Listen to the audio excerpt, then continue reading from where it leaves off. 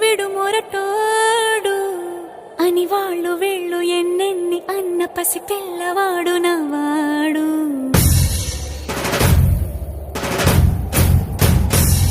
విడు ముండోడు అని ఊరు వాడ అనుకున్న గాని మహారాజు నాకు నవాడు.